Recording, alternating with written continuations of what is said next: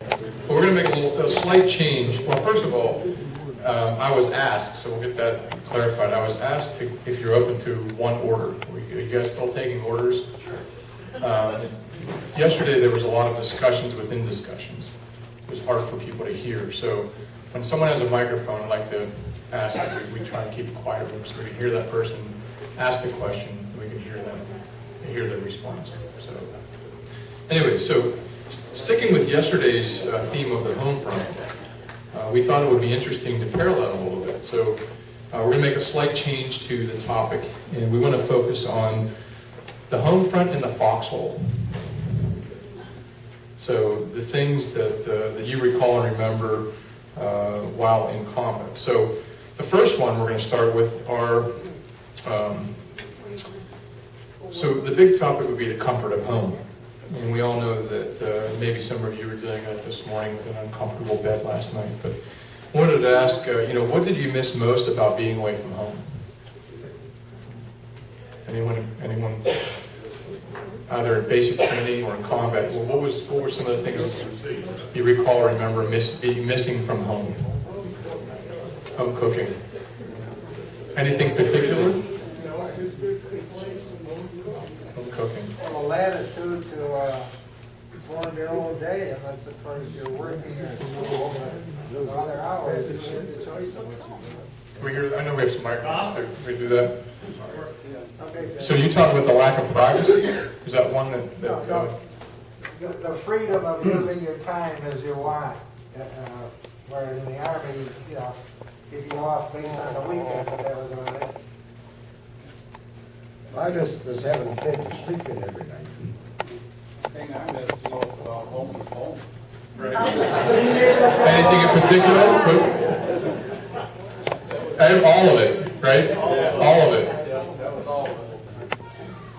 What about a place from home? Is there anything in particular of a place you would go or congregate with your friends, or was there a specific place that you recalled thinking of when you were away? But the day room is where I spent a lot of time. The day room where I spent a lot of time, because you could play pool, you could chat, you could nap, you could write a letter, you could read a book. It was quiet enough, but the day room was right part of your living quarters there, right on the same company street.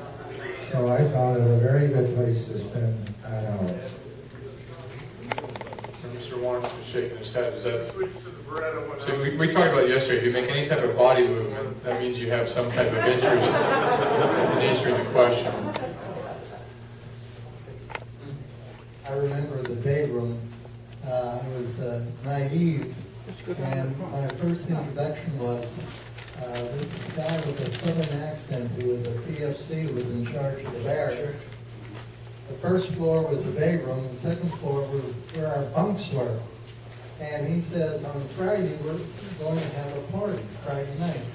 Well, I found out that party was a GI party with men. And I was going to scrub the floors. That's it. Does anyone else remember a GI party? Every Saturday. Yeah, every Saturday, we scrub the whole bird. We had a GI party every Saturday morning, and we took everything out of the barracks, bunks and all. Set them outside, scrubbed the floor. How was that on? Good old yellow soap, And that's how it was. Like the bus not on. Yeah, we had a pistol stove. Is your switch on? Okay.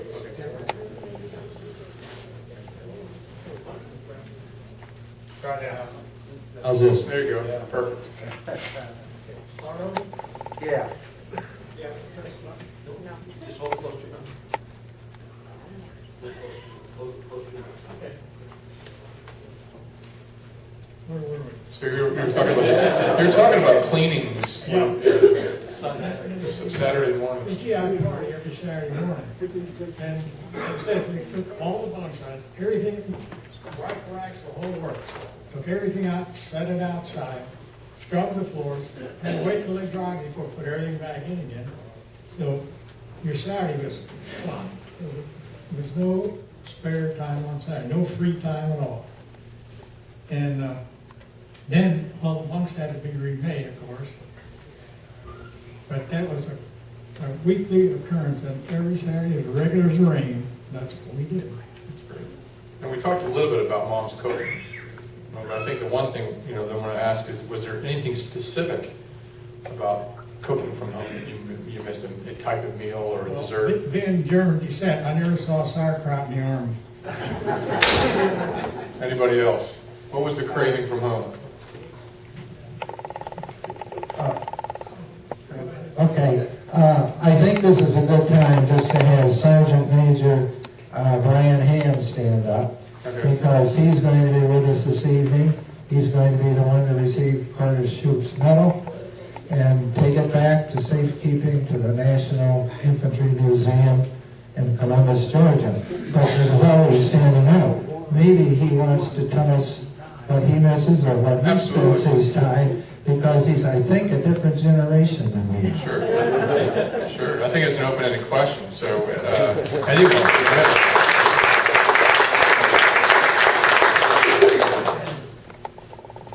First off, from Fort Benning and the National Infantry Museum, I'm very flattered to be here. Nothing prepared, so I'll tap dance a little. But I do have some remarks prepared for tonight's event, and I tell you, it's very flattering. As I was telling some of the gentlemen earlier, it's always a special privilege when you get outside your organization and you feel like you're doing something above and beyond, other than just what we do as soldiers and deployments and all that. So it's a very, very neat situation for me to be here on behalf of the Infantry Museum and Fort Benning, Georgia, to accept the Medal of Honor and take it back to the resting place, which would be the Infantry Museum. So it's a very, very touching privilege for me as a soldier for 23 years now. And, I think what I missed about home, if I get a vote, it's always your family, your wife, your kids, and that's the things that keep us doing what we're doing when we're out there fighting. And So what was the first thing you wanted to eat? My wife's enchiladas. So specific, right? That's it. And who else? Anything specific? What was the first thing you wanted to eat when you came home?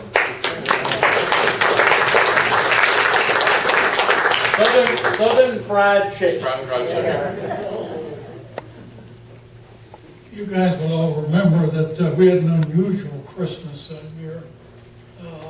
We were fortunate in our platoon. We were in a house somewhere out in Belgium or someplace around there. One never seems to know quite where we were. But there was a piano in that house, and there was a guy there who could play the piano. And he was playing Christmas carols. And we were struck. That's great, thank you. Shoney's all you can eat buffet. That's right. Is that what you wanted? Add a little bit of everything? The Shoney's all you can eat buffet. When I got out of Ranger School, that's all I wanted. We talked a little bit yesterday about communications from home, and we asked a question, but we can ask a question again if you want. Was anything you recall or remember about receiving letters or mails, specifically about specific news to your family, news about your town that you received when you're in combat and you opened it up? What do you remember from receiving mail?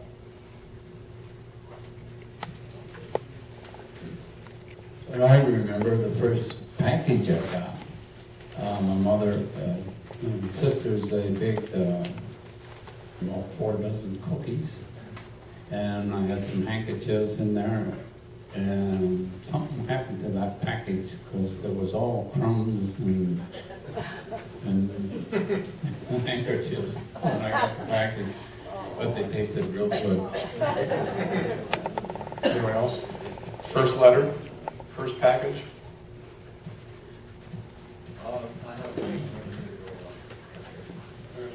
Reach the microphone. As you remember, soap was scarce if you were on the line. So I took him home and I said, send soap. So my sisters got together and they sent me 24 bars of bouquet, something bouquet. And when you get a package and you open it up, it says home. It says cookies with stuff to eat and all this kind of thing. And all these fellows crowded around and opened up the package.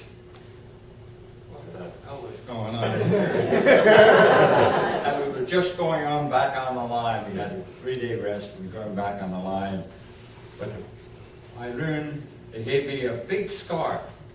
And boy, that's the thing you had to have. So big, I used to wrap it around my neck and tie it in my back. And that was the God-saving thing in the Battle of the Bulge. No question about that. And the soap? You didn't get. Including Christmas packages that were delivered on April 1st. A few days before, we had liberated a number of bottles of French champagne. And in those Christmas packages we got on April 1st from home included a lot of fruitcake. And I recall that our menu on Easter Sunday was champagne and fruitcake. The story, who do you recall that made you smile and laugh during your time comment? We had a tremendous mess sergeant who looked like Babe Ruth. And he was a great mess sergeant. He really taking care of us. And as you know, the latrines were wide open. No separation, no doors. And you have a brilliant conversation with the man next to you. Well, what happened is the sergeant was in there, and he was sitting there, and he had his helmet liner on, and his pants were down around his ankles, and somebody walked in and snapped his picture. And then they blew it up. And then they hung it in the mess hall. So you walked in the mess hall and so we had an inspection by the colonel. And he came down.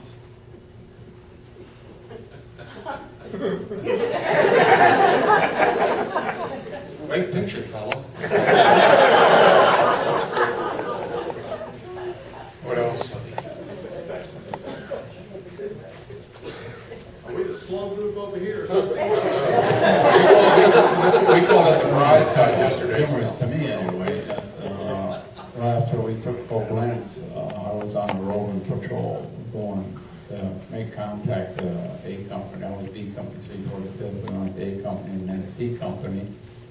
And we was up on the airport. And so after we made this patrol, and we went out, climbed up the hill there and went back to where we was at. It was after dark, and they still had the thermoses up there with the hot food, and so it was dark, and so I had mess kit, and I come to the first guy there, and I said, "What do we got here?" And he said, "Mashed potatoes." Well, there's those dehydrated potatoes, if you remember them things. Just add water. Yeah, and it wasn't dissolved, just a nice little cube. And then I went on to the next guy, and I said, "What do you got in there?" And he said, "Do you want it or don't you?" And I thought, "What was dark? It was probably gravy, so I put it on my potatoes." And then I went to the next guy, and I don't remember what it was. And so then he put that in my tray, and then I got into an area where we could have a light. And I see that dark stuff we put on my potatoes was chocolate pudding.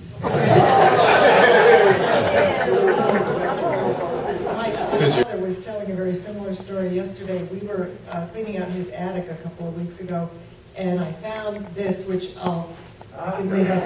And I know you guys are all much more familiar with it than I am, so I'm not even going to try to demonstrate. But it is an old mess kit, and Dad was telling me the same story about the first guy in line. He opened it up. He opened it up. He opened it up and showed how you went down the line. And the first guy would put mashed potatoes. Dad still got his silverware. We never threw anything away in our house. The first guy in line would put the mashed potatoes on, and then eventually you get to dessert, and that would be sort of on top of the mashed potatoes. That's it. What do you want to do? Well, I just wanted We're gonna start out at $25. So let's stick with food for a second. Let's stay with that. Okay, go ahead. No, it's not on food, it's on music. When you're ready for music, we'll talk about it. Okay, well, we're gonna get to that, so hold that. I'll remember the 3 meals a day, 3,000 calories is what the K-rations provided, which today MRE is 3,000. Today the MRE is 3,600, so they maybe figured out something a little bit more. But the statistic that was stated, the typical soldier in World War II would process about 4,200 calories a day. So you're burning more than you were actually eating. But what do you remember about the K rations? Opening them, the smell, what was in them? K rations. We're gonna force the right side. So figure out who it is. Pick your neighbor. Pick somebody. The K rations. You get to a certain point, and you can't stomach them anymore. And Was it the smell? Was it just the No, taste? it's just one of those things. You can only eat so much of it. Canned eggs and canned beers and so forth. They said it was beef. Never saw beef like that before. Or canned bacon and eggs and so forth. And so you throw it away. You throw it away. In England, when we were practicing and so forth, and you'd be watching along and somebody would be eating something and the British kids would be running alongside and they'd ask for chocolate, and anything else. And you guys are pitching them in a can. Oh, great, wonderful, wonderful at that point. And then you'd save the rest of it, which is toilet paper, colored brown. 4 cigarettes. You had a high energy fruit bar, and you stuffed the energy fruit bar in your pocket. Definitely saved the toilet paper. And if you didn't smoke, you traded it for more toilet paper.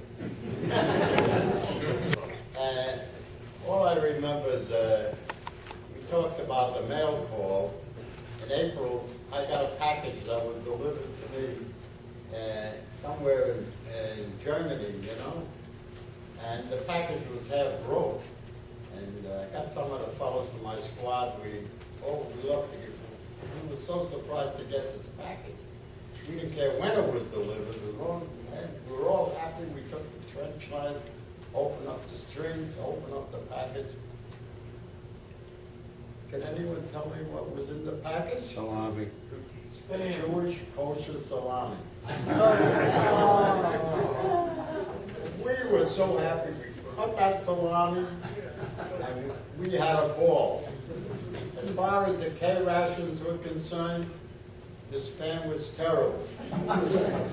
Everything was terrible. The only thing we had that we liked was the American cheese and the Hershey bars. We used to trade American cheese for the Hershey So bars. that's another question. Nobody wanted the spam. What did you trade? Did you trade? Stood up when my daughter mentioned about the rations. Yeah. We're all interested in eating, aren't we? Yes. All right. So the Army had the A ration, which is fresh vegetables, B, C, and now comes the D ration, the D ration. I want to just go back a little bit in history. The military wanted a emergency ration. So what they did do, they went to a couple of candy people, the Hershey and the Mars. The two of them got together and they said, we've got to get a ration, emergency ration for the Army that they won't eat every day, but it would be a ration that you could carry with yourself, and the infantry did carry them with themselves. And this ration was a D ration, but it had to be something. It wasn't a regular candy bar, because a candy bar I'd put in my pocket when I was hungry, I would start chewing on it. No, The D ration had to be an emergency ration, so the two companies got together and made the D ration. What it was a chocolate bar, but it was harder than a rock mountain. You couldn't cut it, you couldn't bite it, you couldn't chew it, you couldn't do anything with it. You put it in your pocket and you carried it around. But I will tell you this, I did have a chance. We were down to one meal a day during the Battle of Bulge. And I did start to chew on it a little bit. But I tell you, it may have saved my life, but it took all day long to eat one bar. But anyway, that's the story of the D-ration. Well, we had the drink, it was in the K-rations, I remember, where they had what packet, what they called a Nescafe. And then they had a packet of bouillon powder that you could make a bouillon drink. And sometimes we'd chop up some of the canned stuff and put it in the bouillon, and if you had an opportunity to heat it, you had a soup. And supper, K-rations, it may bring back some memories of just looking at I think this one was chopped ham and eggs. There's one other use of the K-ration that nobody, I don't think, has mentioned. When we landed in Le Havre, we were crossing France. We very often camped near a farmer, and we would trade the K-ration for Calvados. You guys remember Calvados? Yeah. All right, it's very powerful, about a 230 proof, clear liquid. And it Sounds like really burned moonshine all to the way me. down. But we made good use of our K-ration. There was a plant in New Richmond, Wisconsin, that's my hometown, 55 miles northeast of St. Paul, Minnesota. They ran the K-ration plant 24 hours a day, 3 shifts. And at the Doughboy Industries. Just saw that, that's great. And so I would trade my 4 cigarettes for that chocolate bar. And I didn't have any trouble eating that chocolate bar.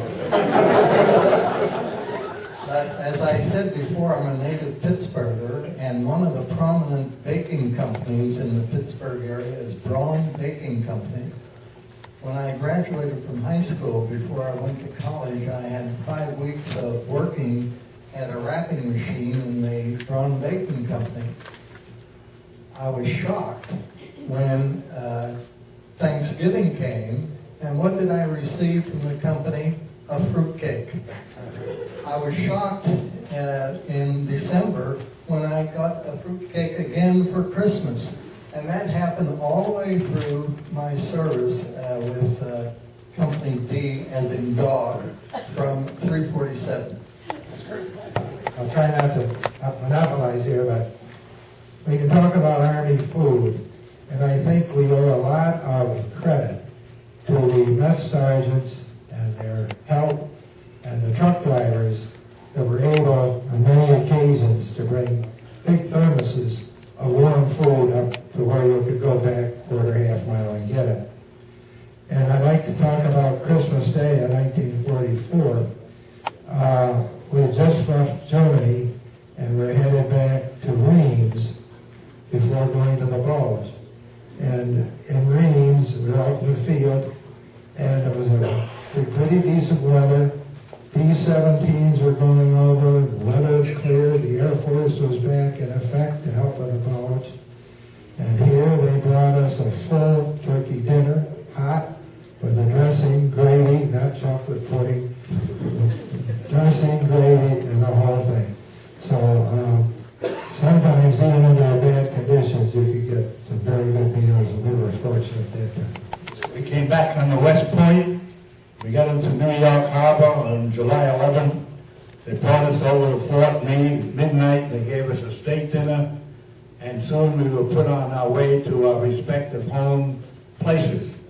I got on the railroad train and was sent up to Fort Devens. Well, we were there about day, and I had my barracks bag. I had some uniforms, blankets.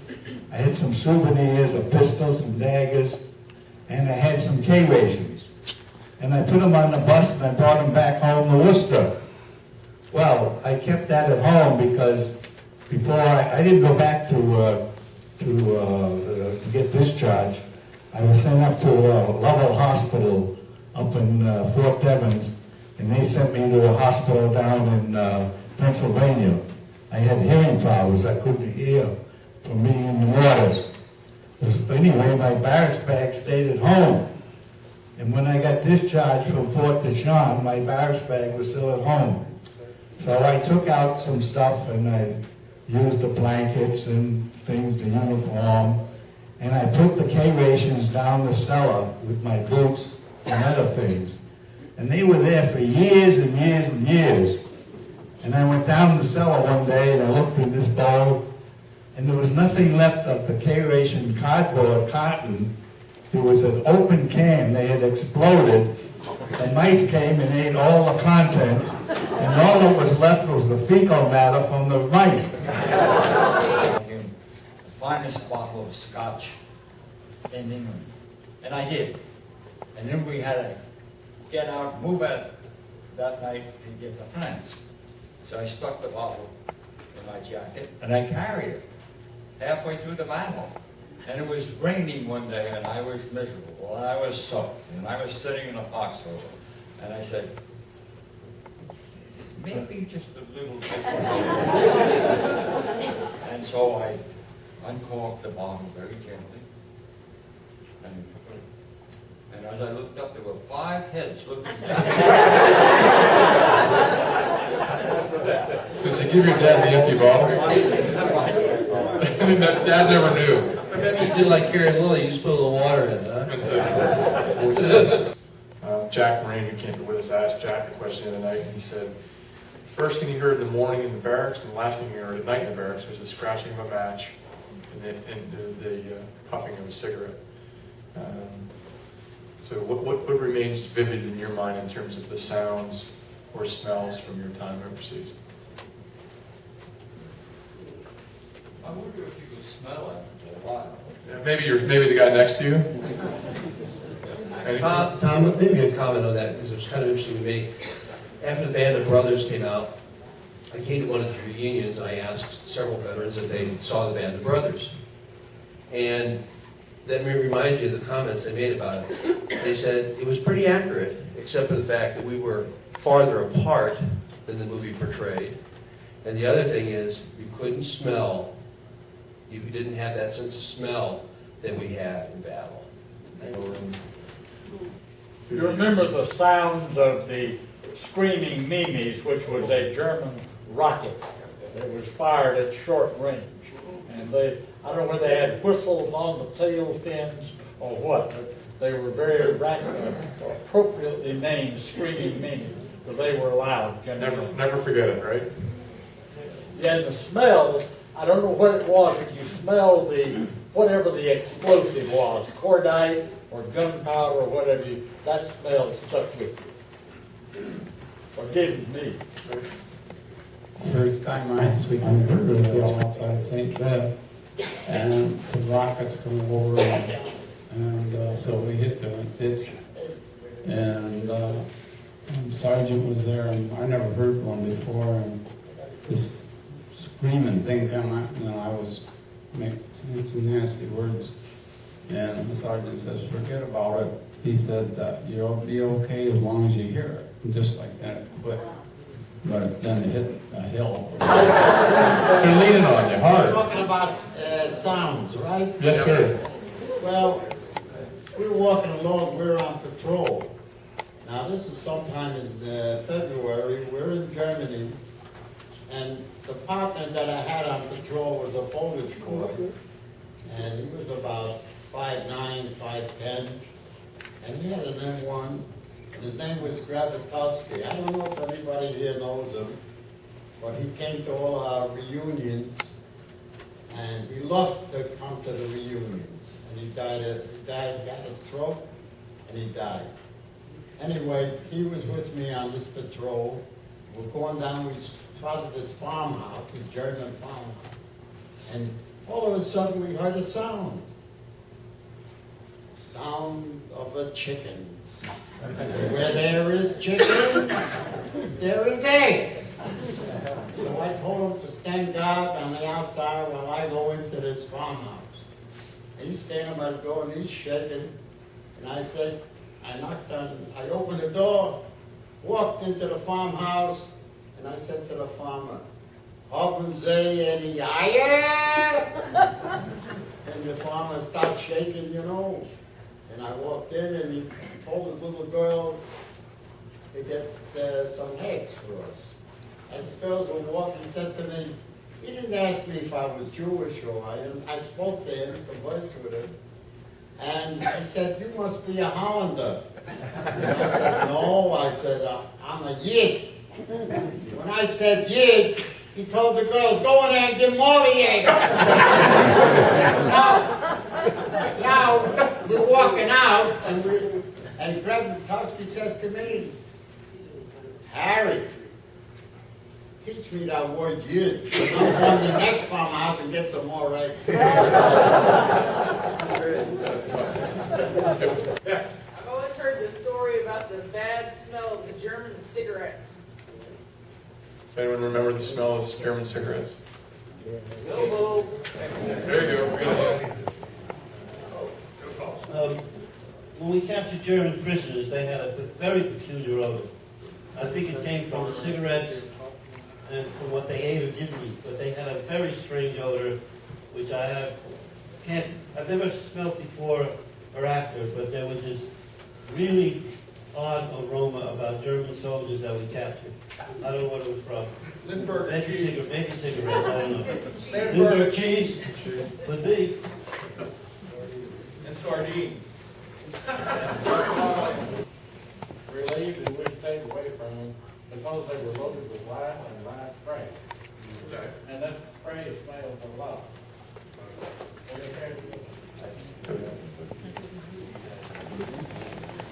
I was single when I went in the army, and my sister, one of my sisters, had a newborn baby girl, and she sent the picture to me when I was overseas, and so I put it inside of my helmet liner, and I carried it all the way to combat. And then when I come back, I do that picture back to the base. Well, think about the cross many of you would be wearing. A religious cross. I'm sure you would bring it back with you. I'd like to make one other comment while we're here. We're talking about sound. Can you envision yourself out here in the middle of nowhere? So dark you couldn't see your hand behind you or in front of you. Cold was about probably down to 0 weather, and rumbling of tanks or other equipment going all around you, and wondering how close are they? Are they going to miss me? Am I going to make it through this? Just imagine that. That is something that you'll never forget, I'll assure you. All that noise. You don't know where they are. They could be right next to you. They sound like it.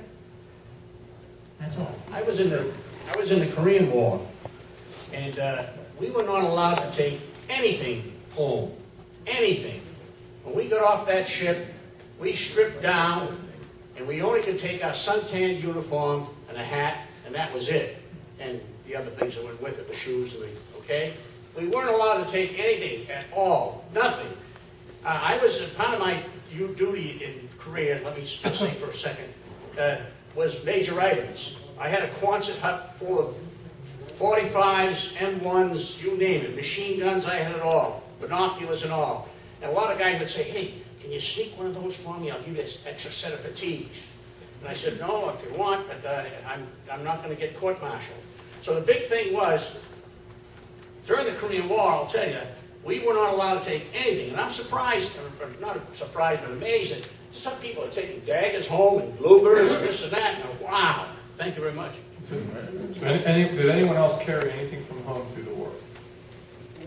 Luger, a Belgian 38 and a French 32, and we were allowed to bring those home.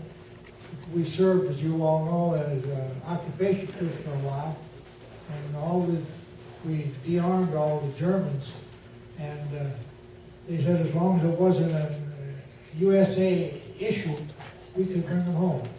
And do you still have them? Yes. I don't, my son does. Do you?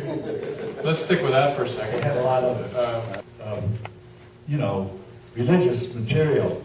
And there was Father Stedman's Catholic Missal, Sunday Missal.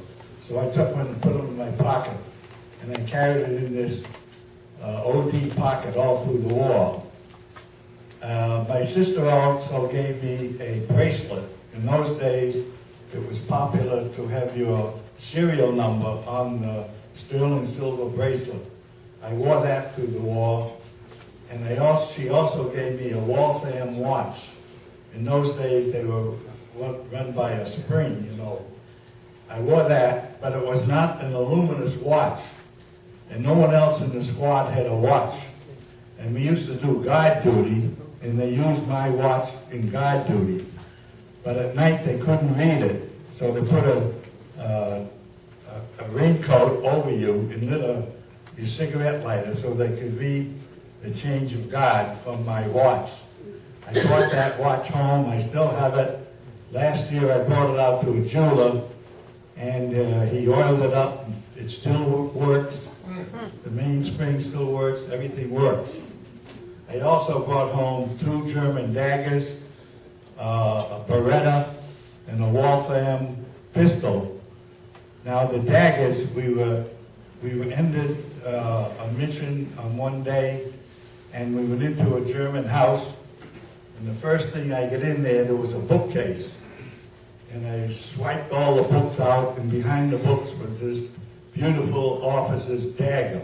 And I quickly put it under my sweater, because I knew if the other guys saw it, they were going to steal it from me.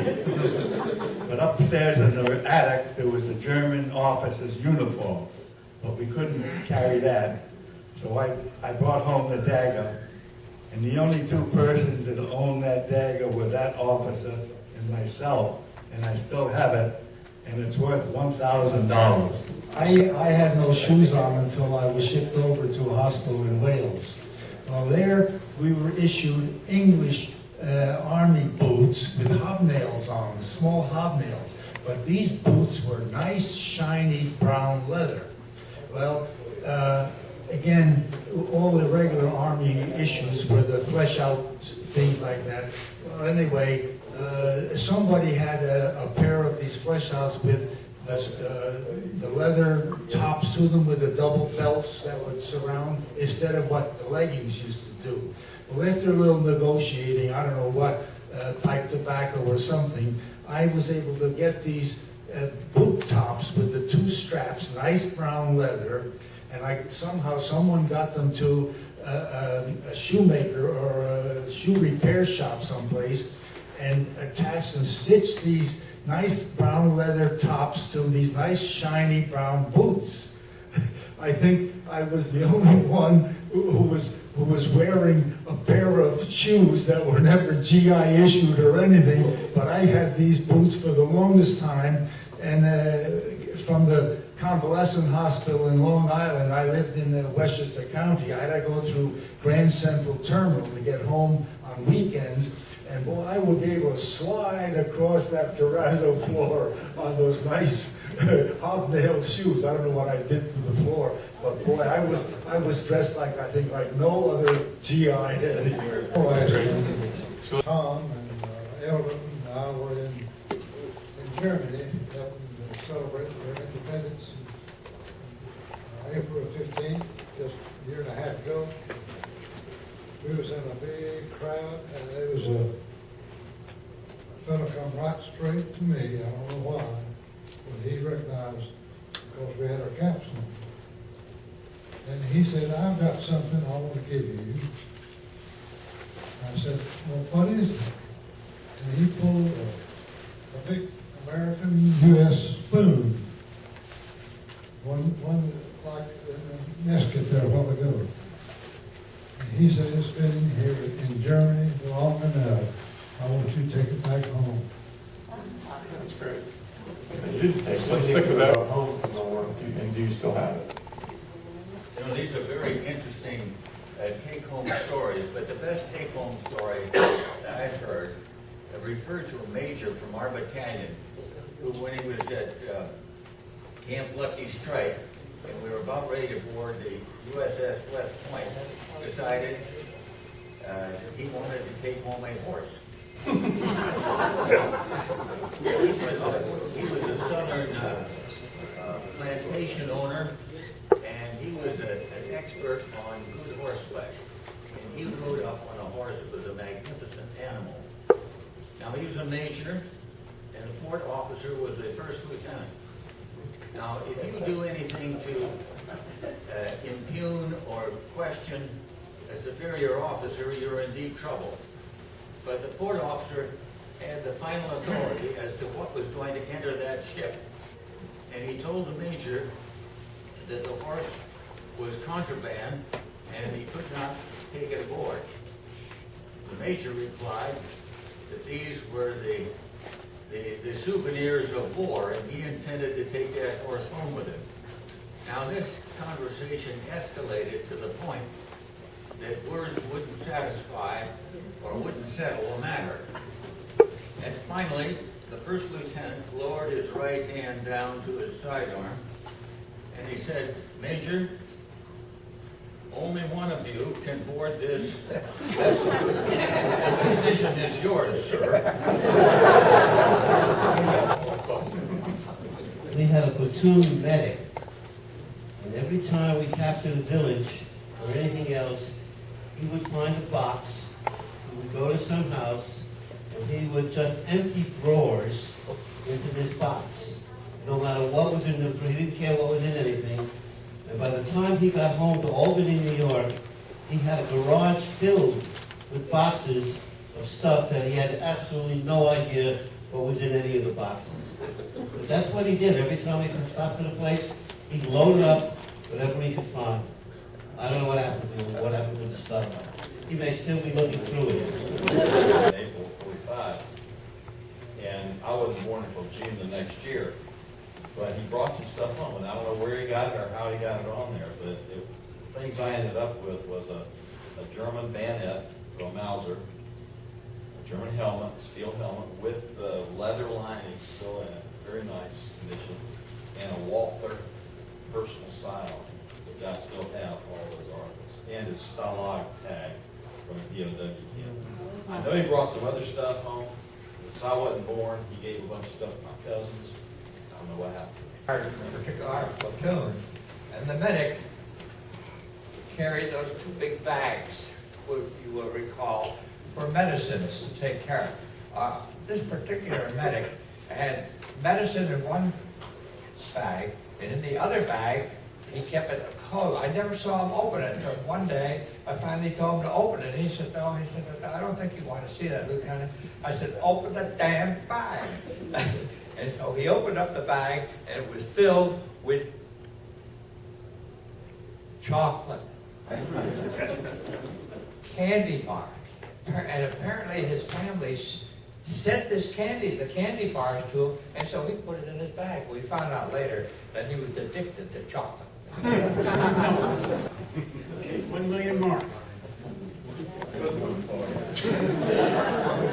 We were in Lucky Strike, out playing baseball. And the cup plane was flying around. And we didn't pay too much attention to the cup plane, but it landed close to the field. And the next thing I heard was Harry Ceronic report to the CP. The captain wants to talk to you. I get over there, and who do you think is in the CP? My brother-in-law. He was flying in a cup plane, and he landed. He was with the 9th Air Force intelligence officer, captain. And, you know, to to know somebody from your hometown is right there with you, you know? And I got to talk to him, and he told me quietly that we were going to be the first division to go home.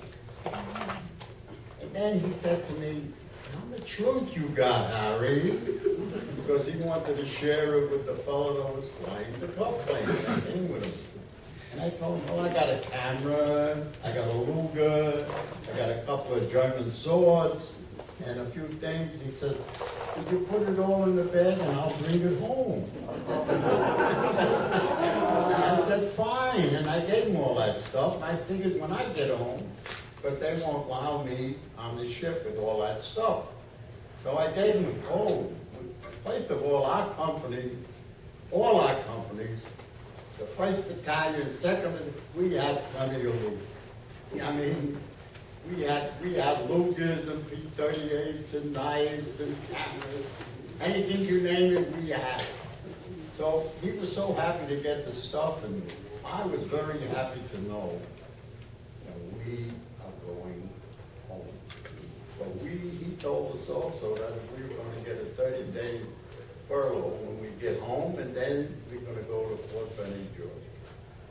And that was the best thing that I ever had in the whole Army life that I thank you. So, and the end of the SAR campaign for us was the Battle of the Bulge. It was we were down in the SAR Valley and got the word that the Germans had penetrated our troops.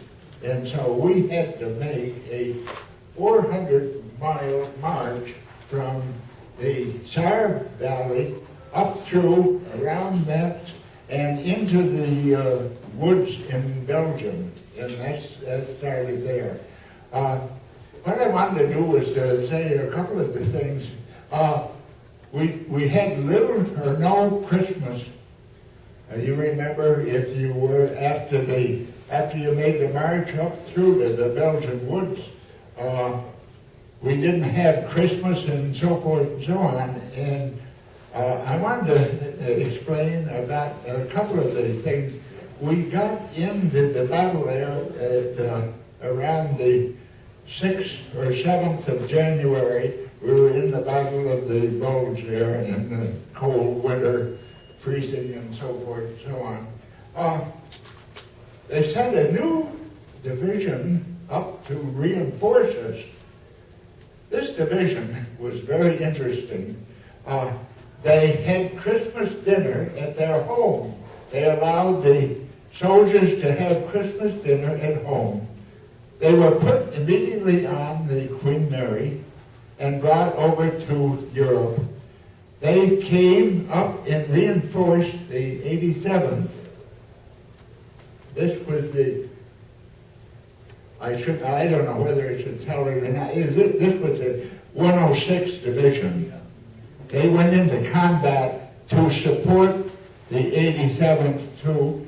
And what happened is we had infantrymen there that had brand new, the Garand, the rifle, the brand new rifles.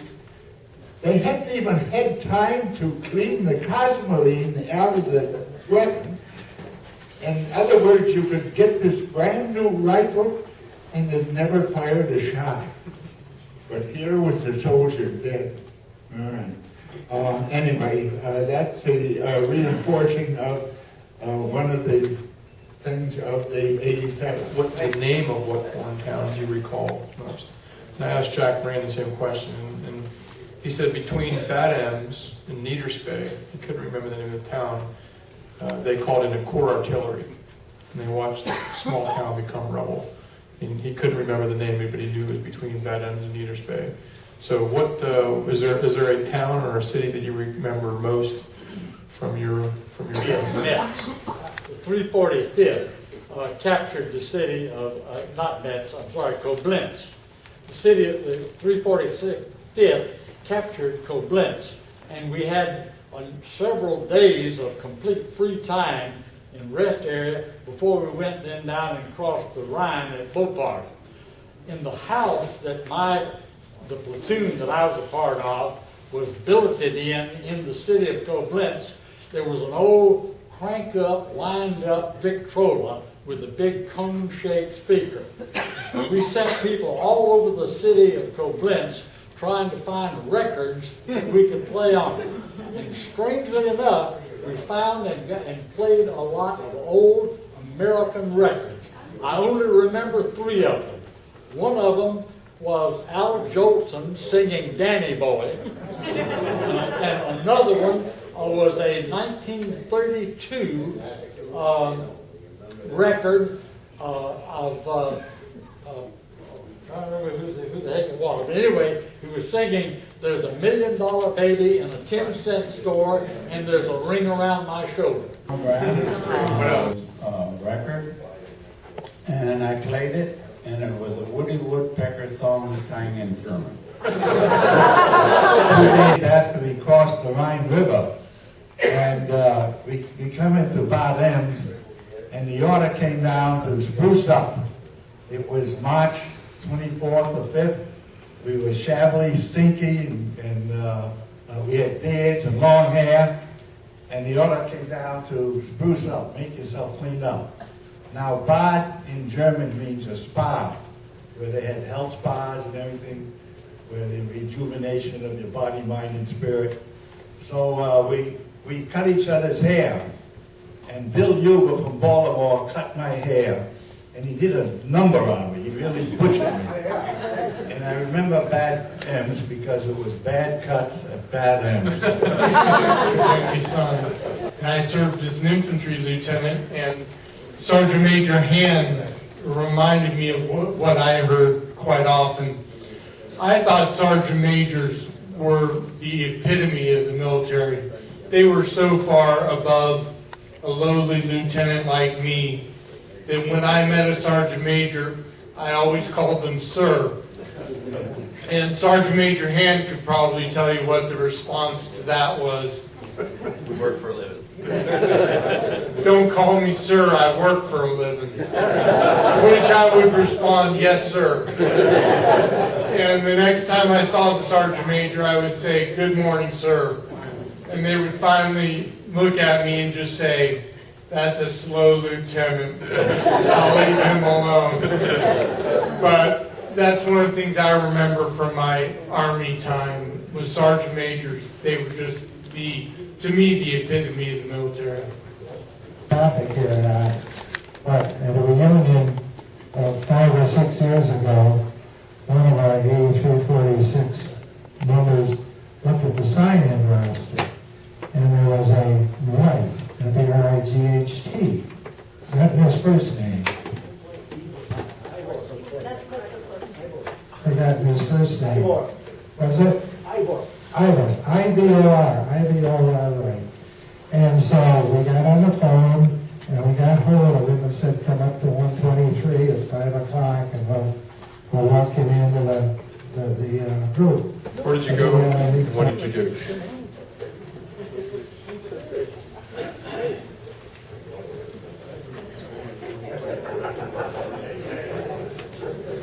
We don't want to hear about all 3 days. First thing I remember about combat was one knocked out naked when they took my rifle away from me. I'll clarify a little bit that Joe Louis came and sparred there.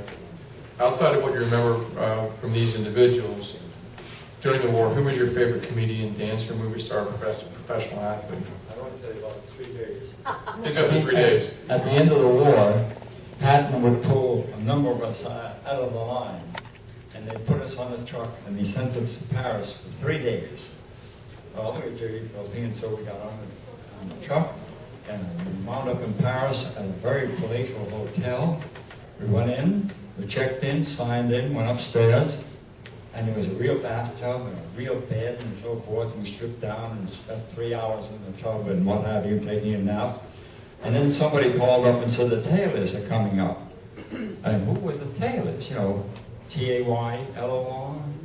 But these were real tailors. And they came up and they measured us and they gave us new uniforms. And then we said, you must be hungry. We went downstairs and there was a marvelous French restaurant. And no menus, but no prices or anything of that sort. You walked in and you had lobster and steak and whatever you wanted. And then they said, well, we're going to give you all some money, and they gave us some money. And they said, no, I want to warn you. When you go out on the town, the only way you're going to get into trouble is if you kill somebody.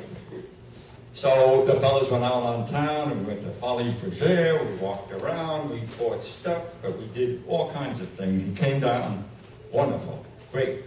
We had a marvelous time in Paris. The third day we came back from whatever we were doing, and came back, and here were these trucks lined up outside the hotel. And we walked in, and they said, Watson, Smith, Jones, okay, hop aboard, here's your rifle. Have a good time, fellas? Yep. Goodbye. And that was the end of it. And that was in Paris. Nobody experienced that? Session today, it was talking about the 88th and the German cannon. And so I'd like the vets to try to remember the special lyrics that were composed about the German 88s. I think there were 3 verses and 1 chorus. I can remember some of the verse and the chorus. I can't sing it, but it's based on the melody Wabash Cannonball. And that tune then had these special lyrics. I'll read them to you. We think you should sing them. Right?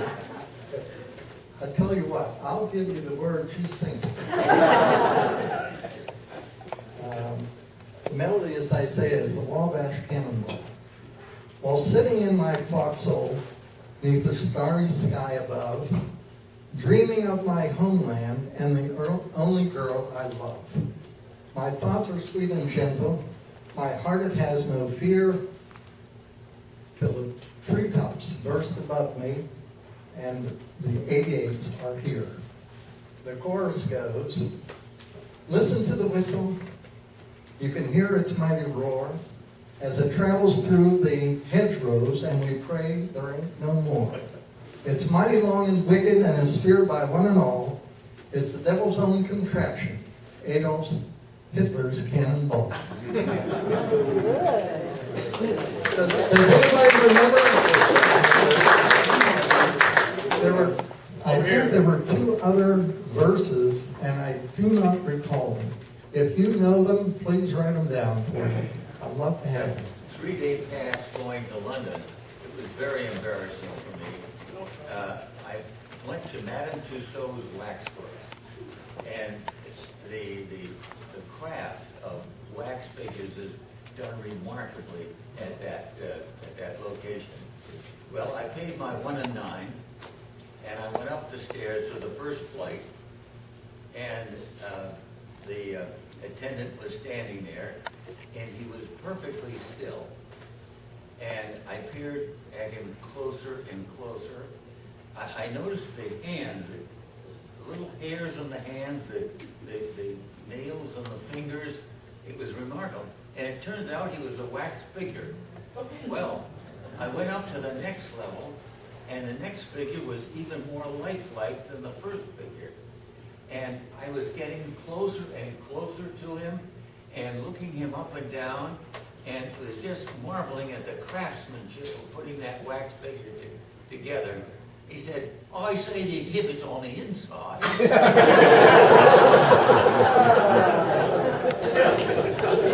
I was in Paris. I was in the Foxholes over in Germany there, and somebody came to me and he says, get your clothes, the truck is leaving in 5 minutes. So I picked up everything I had and went to Brussels. From Brussels, we got a train. Brussels, we got a train, and I went to Paris. I got my hotel room, and I got downtown in Paris just when the armistice was signed. 3.5 days I was in Paris, the best time I ever had. I used to dream about sleeping in a bed with white sheets. Well, I hardly ever made it. I was up all night. And, had a hell of a good time. Four. Okay, I felt it's about 15 minutes, good. This is an interesting comment that was shared when you asked yesterday, and I forget who asked me this, but one of the gentlemen, he said that he liked the opportunity. He said, his quote was, "As you know, it only takes one to make a platoon do push-ups." He said, who was the person that you remember most for making you and your platoon do the most?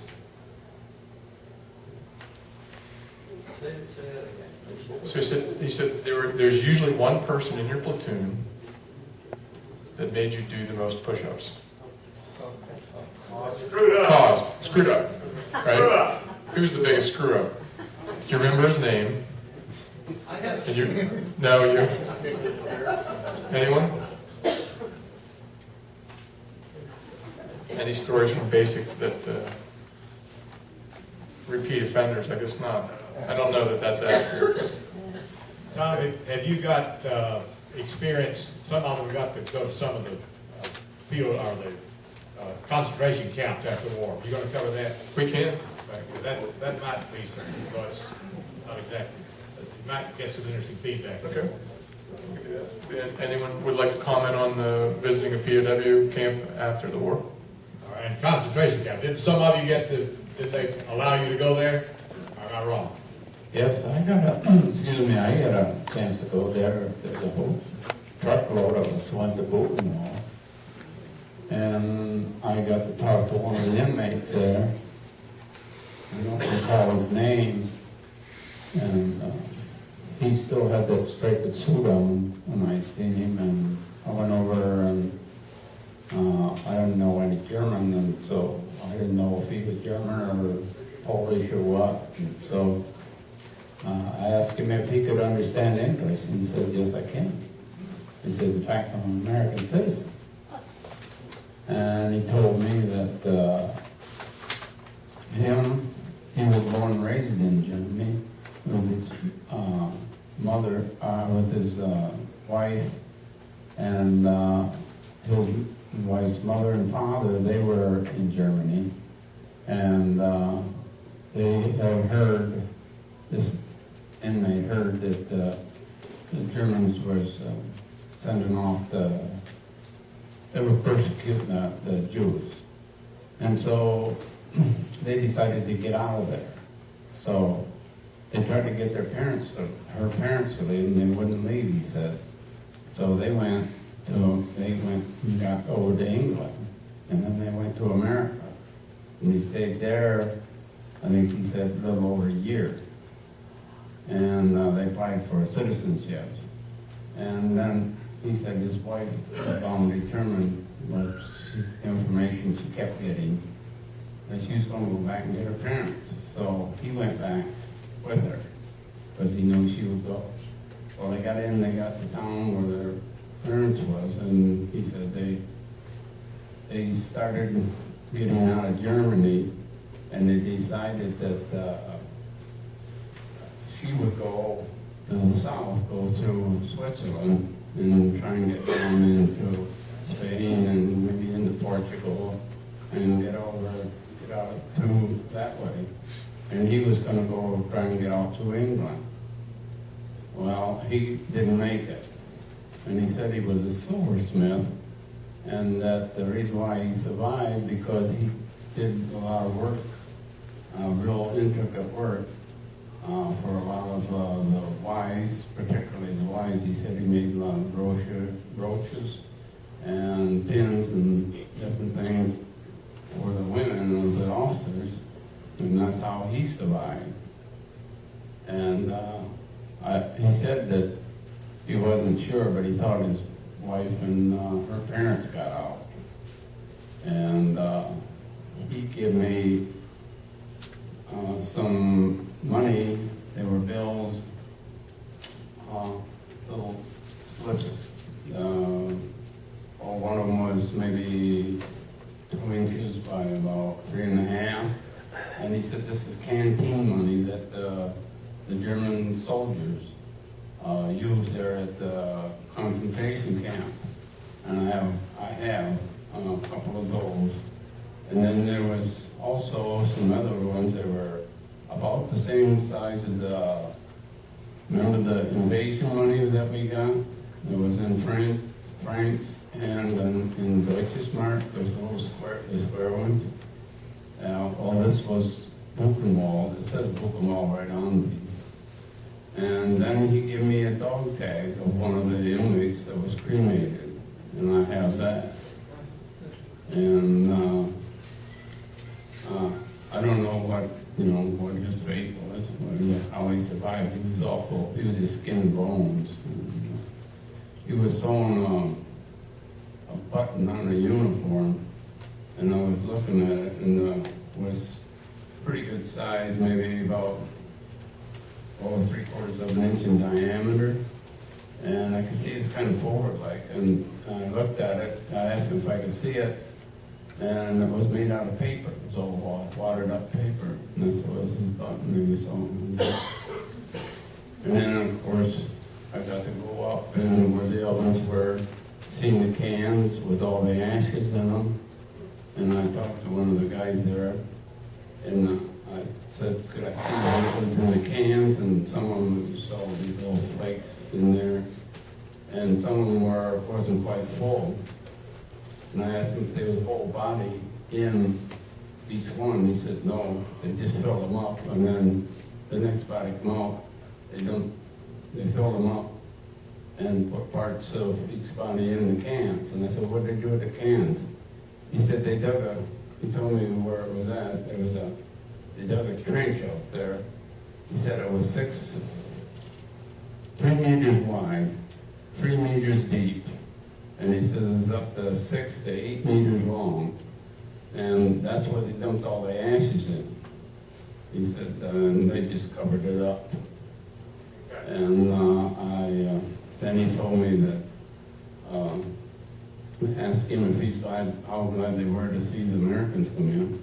He said that it was very good at first, but then until they started feeding them, and they started feeding these inmates, the food was so rich that it killed them. Their digestive system couldn't handle it. He said it was too greasy for one thing for them. Thank you. It was written by a British soldier. He didn't talk about it for 60 years. It's his story of switching uniforms with a Dutch Jew, and he went into Auschwitz twice. And he documented it, and it's probably maybe been out for about maybe 6 months, the book. You can get it. It's called Breaking into Auschwitz. It's very, very interesting. Wasn't there a movie about that? I think they're going to make a movie about it. Yeah, but this book is just, I think he's just deceased, but the book is, I think the book's less than a year old. So, anyways, we're getting close. About 10 minutes. One of the things that I asked Karen, and I think it's an appropriate request, if I may.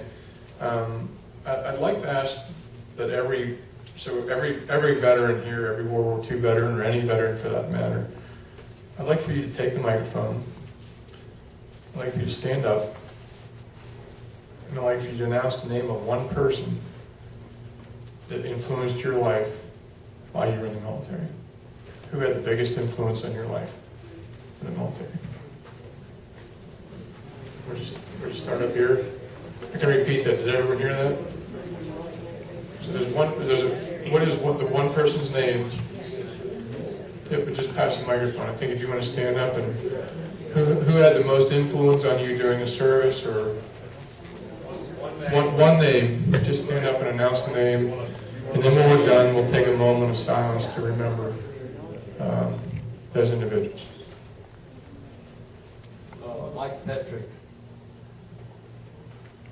As I said, if you were in the military of any branch, feel free to, regardless of your World War II vet, to answer. Donato Marini, born in Italy, came to America. We served together in the same squad. Mr. Owen. William Smallman, squad leader. Colonel Reed, who was my boss, Jefferson Barrett. What do you want to know? What do you want to know? Who influenced you the most? Who influenced you the most? Who influenced you the most in the military? One person I immunized was General Patton, George Patton. Andrew Floria. Gentlemen. Bill Turner, second gunner in Company D 347. Platoon Leader Lieutenant Joe Boyle. I would say, in general, just the basic training did more for me than any of them. I can't tell you their names, so. Sergeant Brown was my squad leader, and his two sons are here today.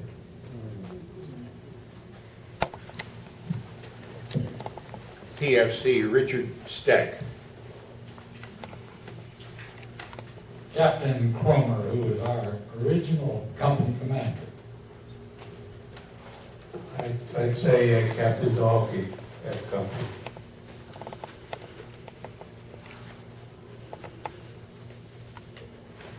Sergeant Dick Norton, my squad leader.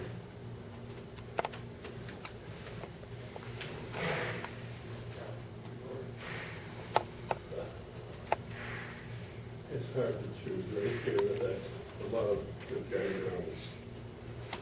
The weapons platoon, I find it hard for anyone, except we had Sergeant Shupman that was our sections in there, I thought he was a pretty good fellow.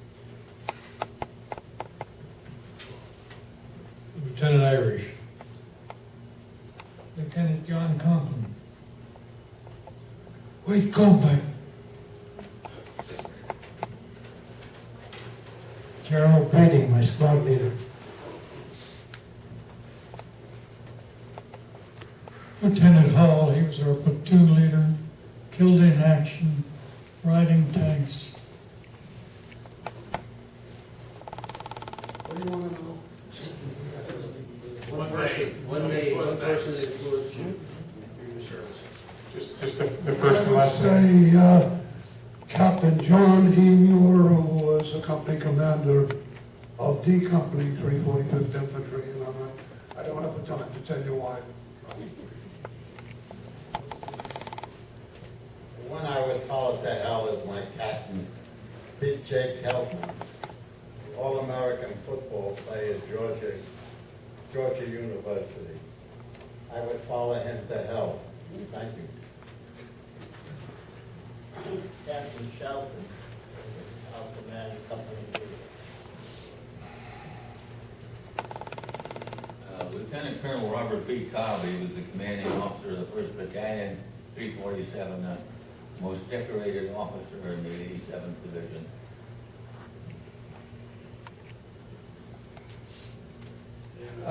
Lieutenant Thomas D. Burke,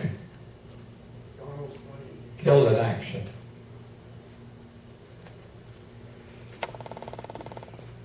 Colonel Tristan Stoltenberg. He was a German, but he served the United States Army proudly.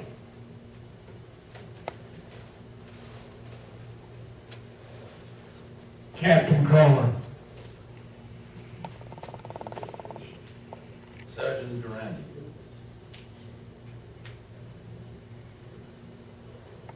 Everybody? It's obvious that these names are being heavy in your hearts.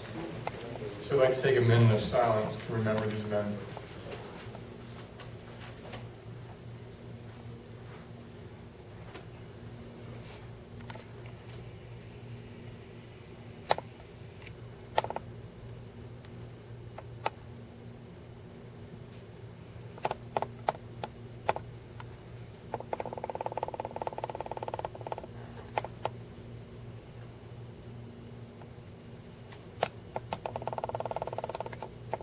Try and direct the conversations and enjoy the feedback, and I know that we hear every year, let them talk. So that was the goal. So hopefully we would have the opportunity for all of you to share. And again, I encourage you all to continue to share. Find someone that wants to listen. And you can't take your stories and memories with you, so it's very, very important to make sure that you document and talk and allow the younger generations to know the sacrifices that you and your friends made. So thank you. Well, we thank you, Bob.